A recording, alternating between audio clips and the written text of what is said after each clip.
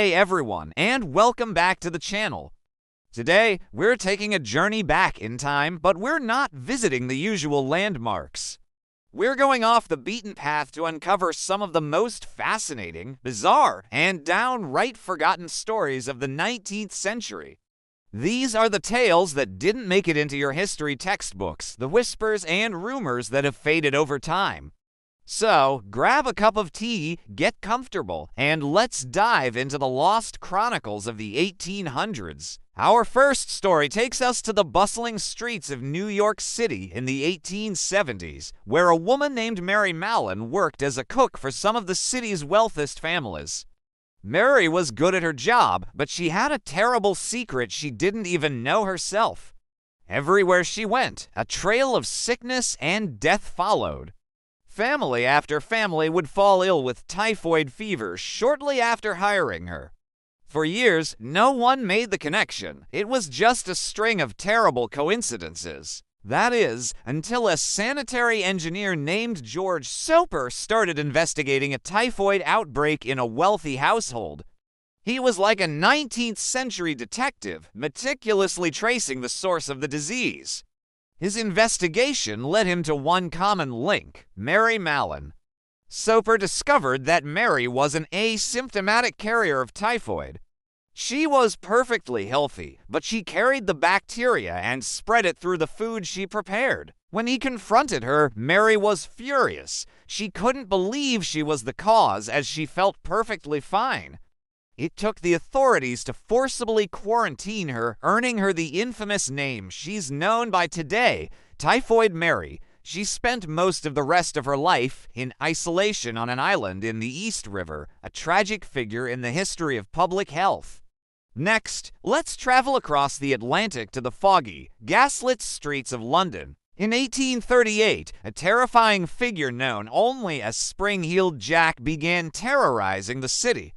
According to reports, this creature was tall, thin, and had a demonic appearance, with claws for hands and eyes that glowed like red-hot coals. But the most terrifying thing about him was his incredible ability to leap over walls and onto rooftops as if he had springs on his feet. Victims, mostly young women, described him breathing blue and white flames in their faces before he would bound away into the night. Panic gripped London. Was he a demon, a ghost, or a very athletic prankster with a twisted sense of humor? The Lord Mayor of London even launched an official investigation, and vigilante groups formed to hunt him down, but Spring-Heeled Jack was never caught. The sightings continued for decades, spreading across England before fading away as mysteriously as they began. To this day, nobody knows who or what Spring-Heeled Jack really was. Was it mass hysteria, a series of elaborate hoaxes, or something truly unexplainable? The mystery remains one of the great unsolved urban legends of the Victorian era. Now, for a story that sounds like it was ripped straight from a science fiction novel. Let us talk about the Great Moon Hoax of 1835. The New York Sun newspaper published a series of 6 articles claiming that a famous astronomer, Sir John Herschel, had made incredible discoveries using a powerful new telescope. What did he see? Life on the moon. The articles described, in stunning detail, vast forests, oceans, and herds of bison-like creatures. But the most amazing discovery was a race of winged, human-like beings, which the paper called Vespertilio Homo, or Batmen. People went absolutely wild. The circulation of the New York Sun skyrocketed, becoming the most widely read newspaper in the world for a time. Everyone was talking about the amazing life forms on the moon. Rival newspapers were scrambling to catch up. Of course, the entire thing was a complete fabrication. The stories were written by a reporter named Richard Adams Locke as a satire on what he saw as wild, unproven scientific speculation. But the public took it as fact. When the hoax was finally revealed, people weren't even that angry. Most were just amused by how thoroughly they'd been fooled. It remains one of the most successful media hoaxes of all time, a testament to the power of a good story. Let's move from the sky to the sea. Our next forgotten tale is about the Mary Celeste, a ship that has become the poster child for maritime mysteries. In December 1872, this American brigantine was found adrift and deserted in the Atlantic Ocean, somewhere near the Azores. The ship was in perfectly seaworthy condition.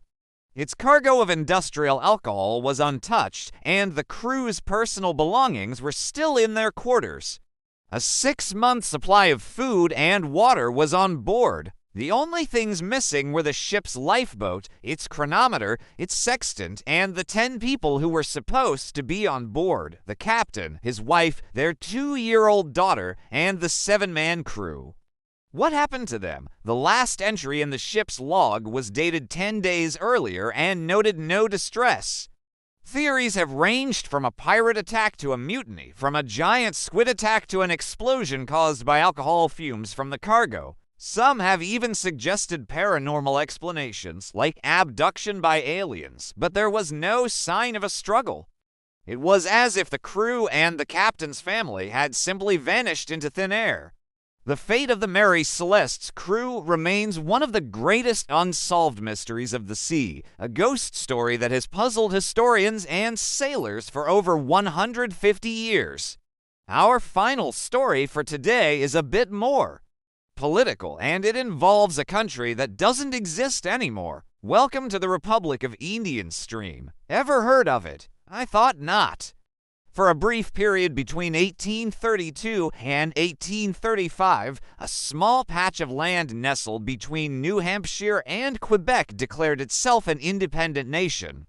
The territory had been a subject of dispute between the United States and British Canada since the Treaty of Paris in 1783. The language in the treaty was ambiguous, and both countries claimed the land.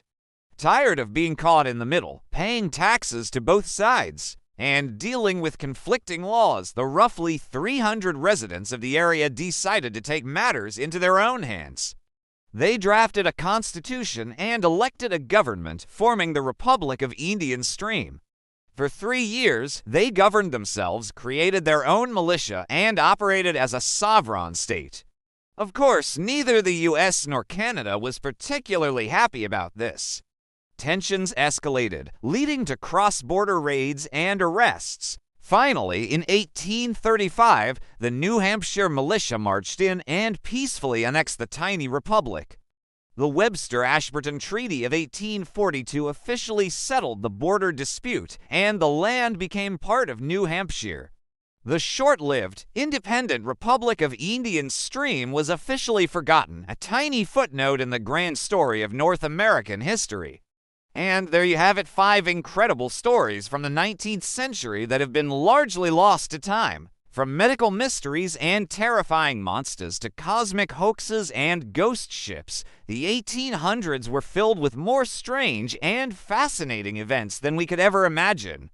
It just goes to show that history is so much more than just dates and famous names. It's a treasure trove of human stories, both big and small, waiting to be rediscovered. What do you think? Which of these stories did you find the most fascinating? Are there any other forgotten tales you think we should cover? Let me know down in the comments. I love reading your suggestions. If you enjoyed this journey into the past, please give this video a thumbs up and consider subscribing for more deep dives into the forgotten corners of history. Thanks so much for watching, and I'll see you in the next video.